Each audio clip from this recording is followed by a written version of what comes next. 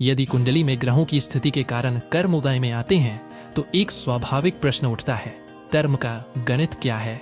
आइए जाने Jainism facts के माध्यम से वेद बुक ऑनलाइन द्वारा।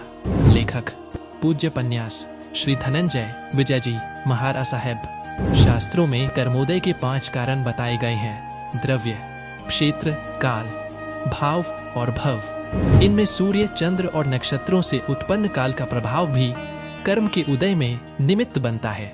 यदि ज्योतिष का जीव पर कोई प्रभाव न होता तो सूर्य प्रज्ञप्ति, चंद्र प्रज्ञप्ति, भद्रबाहु संहिता जैसे प्रामाणिक ज्योतिष ग्रंथ हमें पूर्वाचार्यों से क्यों प्राप्त होते?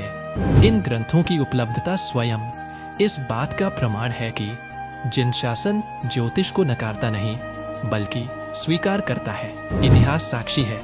कलिकाल सर्वज्ञ श्री हेमचंद्राचार्य जी ने शुभ मुहूर्त में प्रभु की अंजन शलाका प्रतिष्ठा जैसी महत्वपूर्ण विधियां संपन्न की। उसी शुभ निमित्त के प्रभाव से प्रभु की महिमा विश्व भर में फैली। इसी प्रकार एक वट वृक्ष के नीचे आचार्य भगवंत ने शुभ मुहूर्त में अपने शिष्यों को आचार्य पदवी प्रदान की और उसी शुभ निमित्त के प्रभाव से वह गच्छ वट वृक्ष की भांति विस्तृत होता गया और वरगच्छ कहलाया, जो आज तपागच्छ के नाम से जाना जाता है।